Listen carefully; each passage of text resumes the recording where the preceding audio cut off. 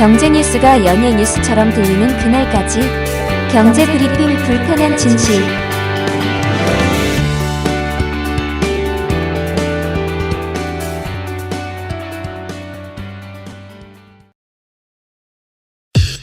EPD의 픽.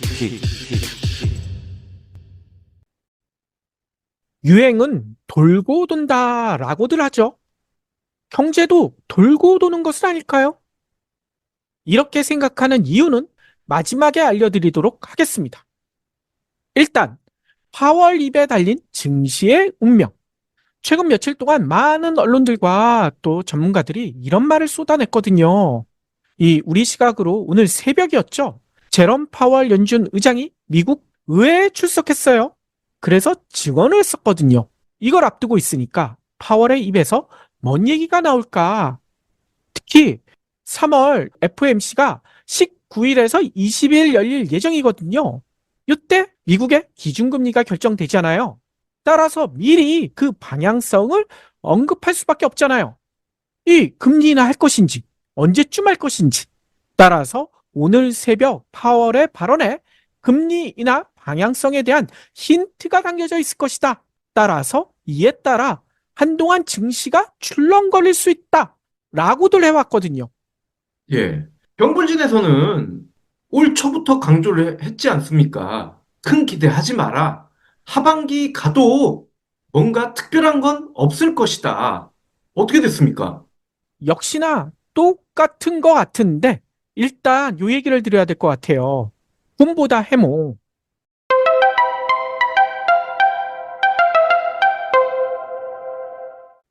뭔 얘기인지 다들 아시잖아요. 뭐 좋게 얘기하면 사실보다 해석이 더 중요함. 뭐 이거를 비유적으로 이루는 말이다 라고 얘기들 하는데 뭐 나쁘게 이야기하면 듣고 싶은 말만 듣는다. 이럴 때도 꿈보다 해몽. 이렇게 쓰기도 하잖아요. 그렇죠. 이 말하는 사람의 의도와는 달리 자의적으로 판단한다. 즉 경불지에서도 여러 차례 언급했던 확증 평양 이걸 가지고 해석한다 라고 볼 수도 있겠죠. 실제로 오늘도 비슷한 일이 벌어졌다는 거예요. 일단 많은 언론들 기사 제목에 이렇게 썼거든요. 파월 올해 금리 내린다. 뉴욕 증시 반등. 오늘 새벽 파월 의장의 발언이 나오자마자 이렇게 속보를 쏟아냈어요. 이 파월이 미국 의회에서 올해 금리 인하는 예정대로 진행될 것임을 시사했다 라고 하면서요. 예상외로 강한 상승세를 보였던 1월 물가 상승 지표들과 고용 지표가 연준의 올 하반기 금리 인하 전망을 훼손하지 않았다. 뭐 이런 주장도 담겨 있습니다.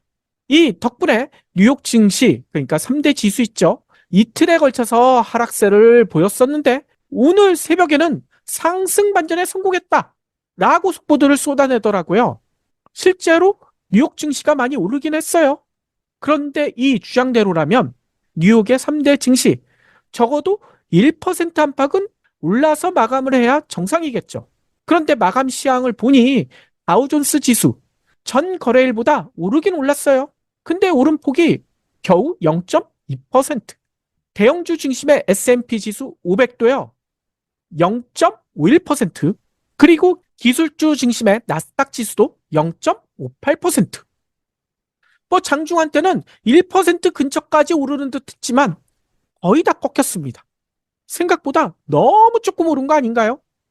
그러게요. 이 정도면 그냥 아무 소식이 없었던 평소와 큰 차이가 없는 것 같은데요. 그래서 도대체 이유가 뭘까? 파월이 했던 진짜 이야기를 좀 더 살펴봐야 될 것 같아요.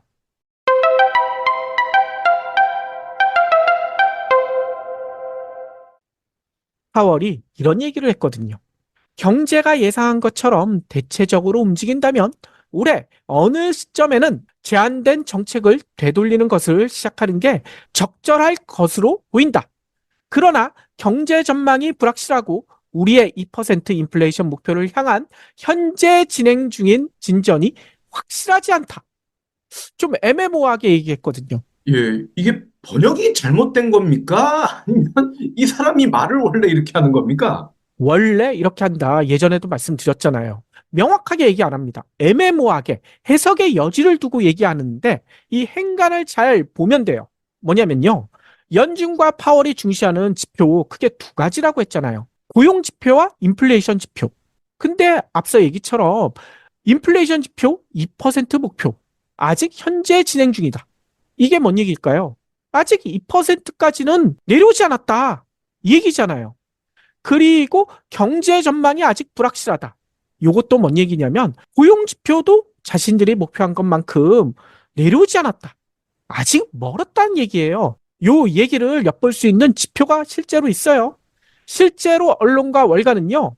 같은 날 그러니까 미국 시간으로 6일 발표된 미국의 민간 고용 정보 업체 오토매틱 데이터 프로세싱 여기에 2월 민간 고용 지표 요거를 유심히 봤는데 이게 14만 증가하는 것으로 나타났거든요. 근데 블룸버그는 15만 정도 증가할 것이다 라고 전망을 하고 있었어요. 따라서 실제 나온 지표를 보니까 블룸버그 전망치보다 10,000명이나 적잖아요. 그래서 언론과 월가는 드디어 고용이 꺾인다. 이 고용이 꺾인다는 것은 금리 내릴 수 있게 됐다. 환호를 했거든요. 예. 근데 이 지표를 좀 더 들여다보면 이게 함정이 있습니다. 뭐냐면요. 2월에 14만 증가했다고 했잖아요. 근데 1월 증가폭은 얼마였는지 아세요? 11만 1,000밖에 안 됩니다. 따라서 1월보다 2월의 증가폭이요. 3만 9천 건이나 더 많아요. 특히 신규 교용자 숫자만 늘어난 게 아니에요. 최근 12개월간 같은 직장에 근무한 노동자 임금. 이분들은 장기 고용이 됐다. 미국에서는 그렇게 볼 수가 있겠죠. 그 임금이요. 전년 대비 어떻게 나타났느냐? 5.1%나 상승했어요. 5.1%. 물론 언론 그리고 월가는 이렇게 이야기합니다. 5.1% 상승. 이게 2021년 8월 이후 가장 낮은 수준의 증가율이다.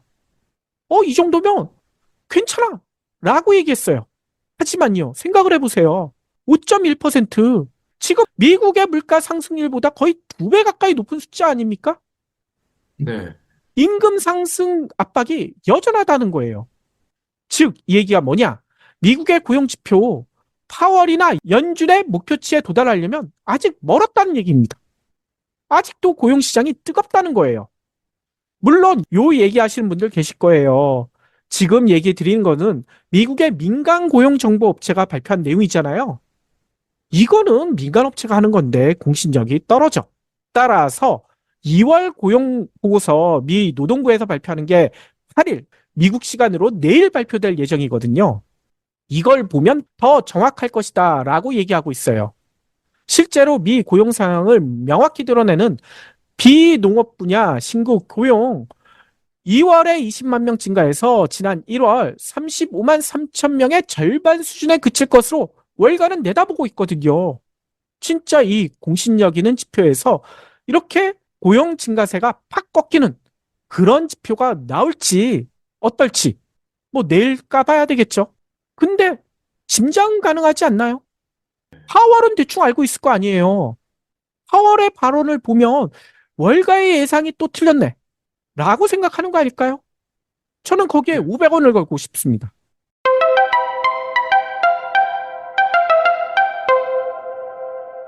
고용 지표만이 아니에요. 인플레이션 지표도 마찬가지입니다. 연준이 가장 눈여겨본다는 그런 지표가 있거든요.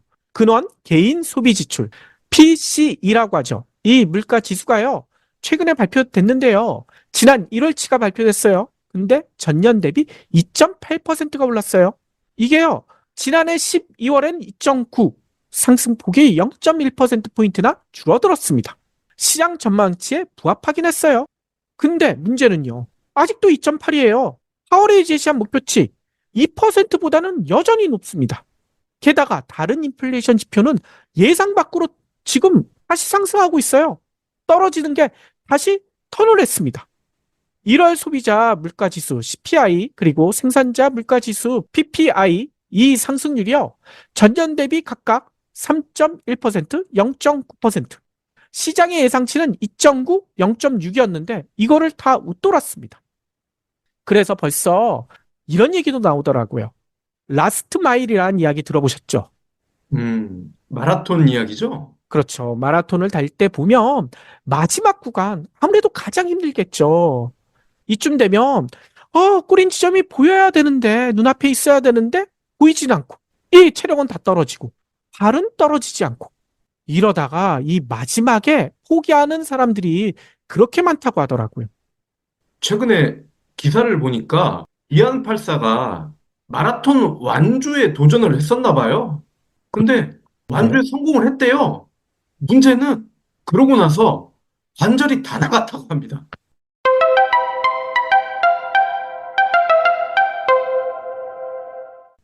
아무튼요. 이게 마라톤뿐만이 아니라고 합니다. 물가 잡는 것도 마찬가지라는 거예요. 목표에 이르기 전 최종 구간. 여기서는 이게 조금만 더 떨어지면 될 것 같은데 진도가 나가지 않는다는 거예요. 지금 지표가 2.8인데 2%까지 떨어지려면 0.8%포인트만 떨어지면 되잖아요. 예전에 5, 6 갔을 때보다는 훨씬 많이 떨어져 있기 때문에 0.8%포인트 줄인 건 별거 아닌 것 같지만 그 쬐끔 줄이는 게 너무나 힘들다는 겁니다. 네. 파월은 바로 이를 얘기하고 있는 것 같아요. 월가나 일부 전문가들은 목표치 근처에 이미 왔는데 0.8%포인트밖에 차이가 안 나는데 이제 곧 떨어질 텐데 지금 화끈하게 금리 내려라 라고 요구하고 있거든요. 하지만 파월의 생각은 다르다는 거예요. 지금 긴장의 끈을 놓치면 어떻게 되느냐? 다시 고용지표나 물가가 튀고 포기할 수밖에 없는 상황이 올지도 모른다 라고 생각한다는 거예요. 10kg 빼기로 했는데 9kg까지 뺀 다이어트의 심정과 비슷한 것 같아요. 뭐 그것과도 비슷하겠죠. 게다가 예전 방송에서도 한번 설명드렸잖아요. 성급하게 금리를 내렸다가 살인적인 물가 폭탄을 맞았던 역대 최악의 연준 의장으로 꼽히는 아서 번스. 이 아서 번스의 전철을 밟지 않겠다. 이 파월이 대놓고 얘기하고 있지 않습니까? 네. 실제로 파월은 이런 얘기를 했어요. 정책 규제를 너무 빠르게 혹은 너무 많이 푸는 것은 우리가 인플레이션에서 확인한 진전을 뒤집을 수 있다. 이는 결과적으로 더 강력한 긴축 정책을 요구할 수 있게 될 것이다. 이런 경계감을 나타냈더라고요. 이게 뭐겠습니까? 목표에 완전히 도달할 때까지 이 꼬링 지점을 통과할 때까지는 현재 긴축 구조를 유지하겠다. 이런 얘기잖아요. 다만 요 얘기는 붙였어요. 긴축 정책을 너무 늦게 혹은 너무 작게 되돌리는 것도 경제 활동과 고용을 지나치게 위축시킬 수 있다. 라고 덧붙였거든요. 이러자 월가나 언론들이 난리가 났습니다. 이것 봐라. 4월이 이거 금리 인하 언급한 거 아니냐? 이런 해석을 내놓고 있거든요. 근데 과연 그럴까요?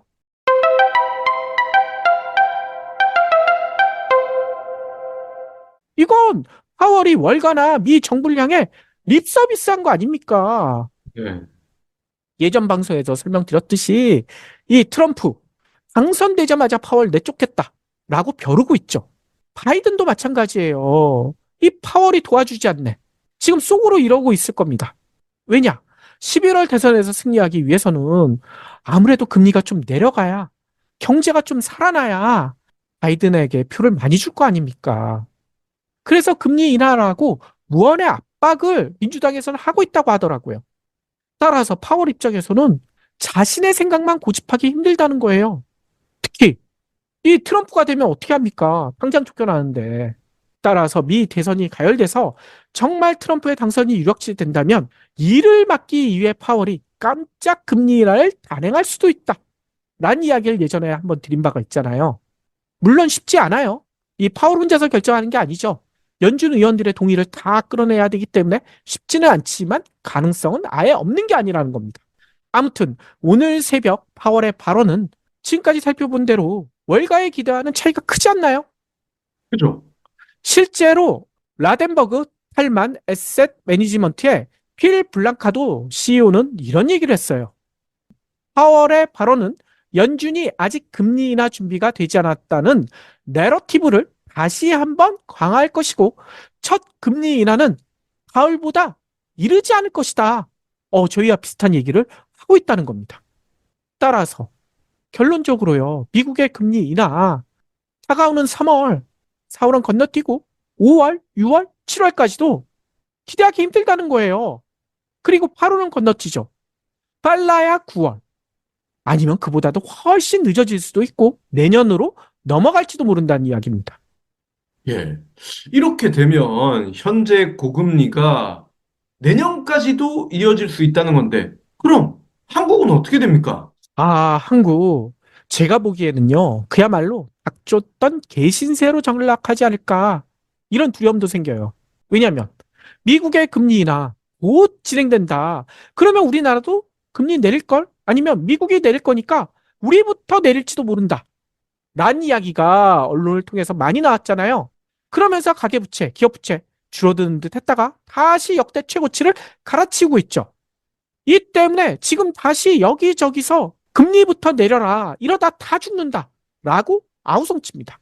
하지만 현재 우리 경제 지표를 보면 금리 내릴 수 있을까요?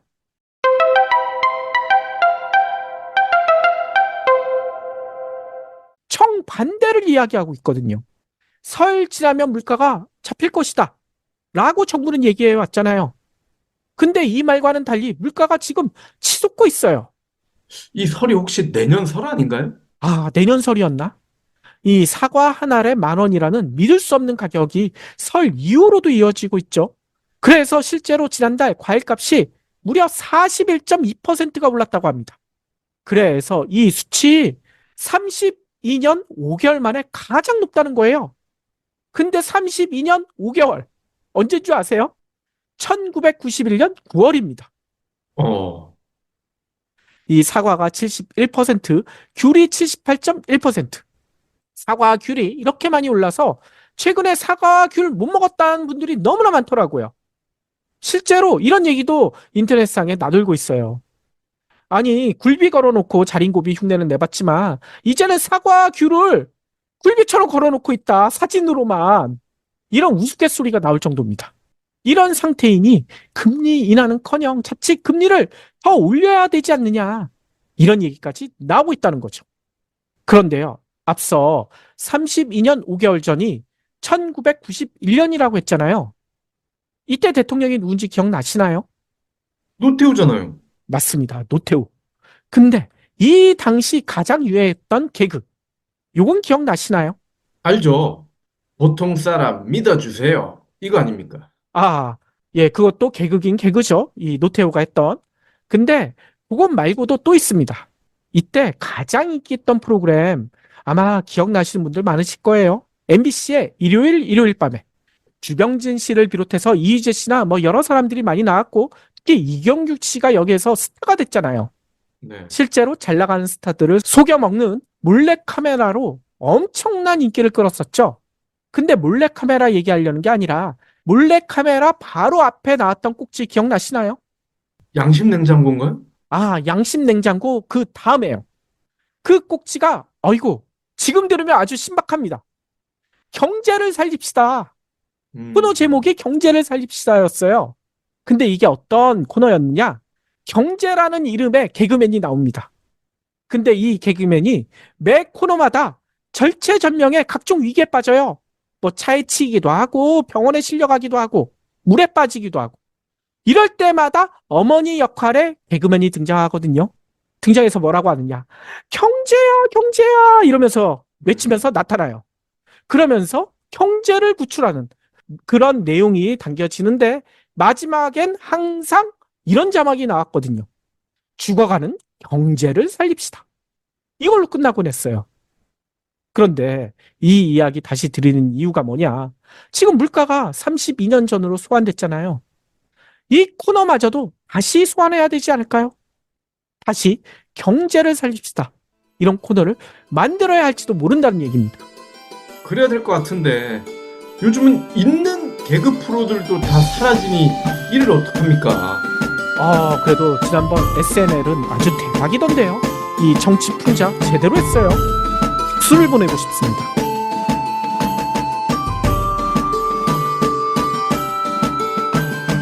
경불진 완주해 주셔서 감사합니다. 하트 투척, 댓글 남기기, 링크 공유, 계좌 후원 등 경불진 두 PD에게 힘을 보태주세요. 더 좋은 내용으로 보답하겠습니다.